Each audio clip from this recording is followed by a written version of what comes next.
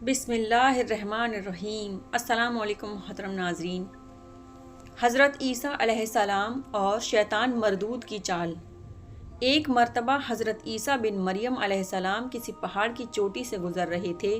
اس وقت ابلیس ان کے پاس آیا اور اس نے کہا، روح اللہ، یہ بتاؤ کہ تمہارا خدا اس بات پر قادر ہے کہ اگر تم اس چوٹی سے نیچے گرو تو وہ تمہیں بچا سکتا ہے؟ حضرت عیسیٰ علیہ السلام نے کہا، جی ہاں، میرے رب کو یہ قدرت حاصل ہے۔ ابلیس نے کہا، یہ بات حق ہے اور آپ اپنے اس دعوے میں سچے ہیں تو آپ اپنے آپ کو اس پہاڑ کی چوٹی سے گرا دیں، میں دیکھتا ہوں کہ آپ کا رب آپ کو مرنے سے کیسے بچاتا ہے۔ حضرت عیسیٰ علیہ السلام نے محسوس کیا کہ شیطان انہیں ناجائز وسوسے میں مبتلا کرنا چاہتا ہے۔ انہوں نے شیطان سے کہا، تو کیا چاہتا ہے کہ میں اپنے رب کی آزمائش کروں؟ یہ علیحدہ بات ہے کہ مجھے اس بات کا یقین ہے کہ میرا خدا میری حفاظت کرے گا۔ اللہ کا ہر فرمان برحق ہے اور اس میں شک کرنے کی کوئی گنجائش نہیں، لیکن میں خدا کی آزمائش نہیں کرتا۔ کچھ ہی دنوں بعد پھر ابلیس ان کے پاس آیا اور اس نے کہا، عیسیٰ علیہ السلام، تم تو اللہ ہو کیونکہ تم مردے زندہ کرتے ہو اور غیب جانتے ہو اور لوگوں کو غیب کی خبر دیتے ہو۔ حضرت عیسیٰ علیہ السلام نے اس کی بات کاٹتے ہوئے کہا، لیکن تو جھوٹ بکتا ہے، میں خدا کا نیک بندہ ہوں، اللہ میری دعائیں قبول کرتا ہے اور اسی کے حکم سے مردے زندہ ہوتے ہیں، اور جہاں تک غیب کی باتوں کا تعلق ہے تو خدا مجھے غیب کی اطلاع دیتا ہے، میں لوگوں کو اس کی خبر دیتا ہوں۔ جب ابلیس نے دیکھا کہ عیسیٰ علیہ السلام اس کے جال میں پھنسنے پر آمادہ نہیں ہیں تو اس نے چیخ ماری اور ان کے سامنے سے بھاگ کھڑا ہوا۔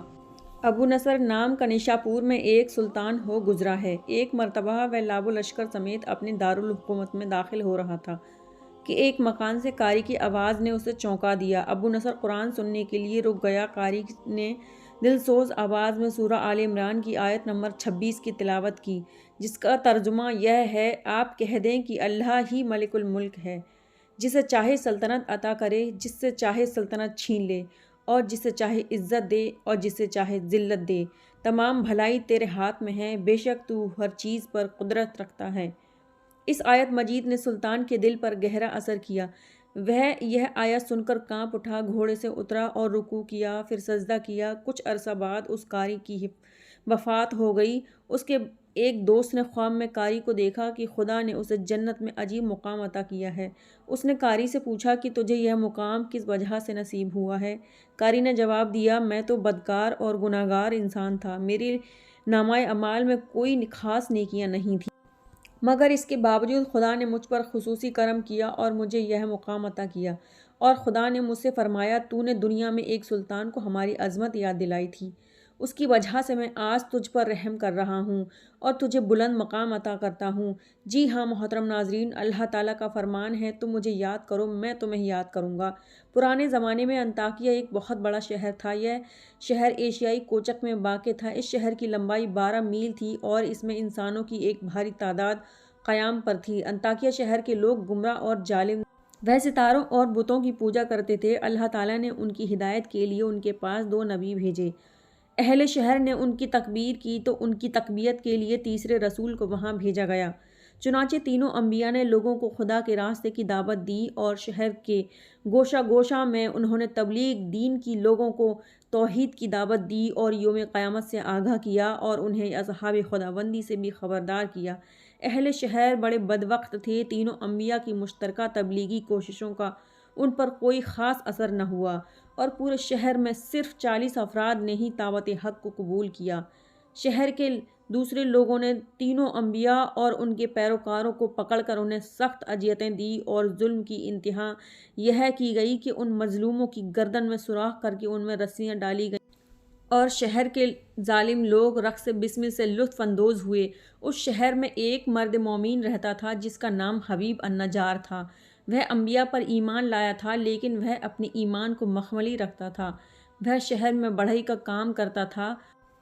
اسے جو مزدوری ملتی تھی وہ اس کو 2 حصوں میں تقسیم کرتا تھا، ایک حصہ اپنے اہل خانہ کو کھلاتا تھا اور دوسرا حصہ غربا مسکین میں تقسیم کرتا تھا۔ جب حبیب النجار کو اس ظلم کا پتہ چلا تو انہوں نے اپنی قوم کو تبلیغ کرتے ہوئے کہا، اے میری قوم، ان رسولوں کی پیروی کرو، ان کی اتباع کرو جو تم سے کوئی عذر نہیں مانگتے اور وہ راہ راست پر ہیں، اور میں کیوں نہ اس ذات کی بندگی کروں جس نے مجھے پیدا کیا اور جس کی طرف تم سب کو پلٹ کر جانا ہے۔ میں تمہارے رب پر ایمان لے آیا، تم بھی میری بات مان لو۔ لیکن ظالم لوگوں نے ان کی بات پر کان نہ دھرے اور ان کی نصیحت سن کر بھی غفلت سے بیدار نہ ہوئے، بلکہ ظالم درندے ایک دم اس پر ٹوٹ پڑے اور بیچارے کو اتنا مارا کہ اس کی آنتیں باہر نکل آئیں۔ پھر اس کا گلا دبا کر قتل کر دیا گیا اور لاش کو ایک کنویں میں ڈال کر اس پر مٹی ڈال دی گئی اور وہ کنواں اس کا مدفن بن گیا۔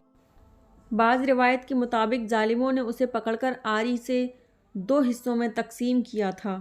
ایک اور روایت میں مذکور ہے کہ لوگوں نے اس کی گردن میں سوراخ کیا اور اس میں رسی ڈالی اور پھر اسے سولی پر چڑھا دیا گیا، جہاں اس کی موت واقع ہوئی۔ حبیب النجار کو موت سے قبل انبیاء دکھائی دیے تو اس نے یہ آخری الفاظ کہے، میں تمہارے رب پر ایمان لایا ہوں، میرے گواہ رہنا۔ اس کے بعد اس کی روح پرواز کر گئی۔ اللہ تعالیٰ نے اس کی قربانی کو قبول کیا اور اسے عظیم ثواب دیا۔ اس کی روح جیسے ہی جسم سے جدا ہوئی تو اسے جنت میں بھیج دیا گیا، جیسے کہ قرآن مجید بیان کرتا ہے۔ حبیب النجار کو نیک انجام مبارک ہو۔ Thanks for watching. میرے چینل کو سبسکرائب کرنا نہ بھولیں۔ شکریہ۔ السلام علیکم۔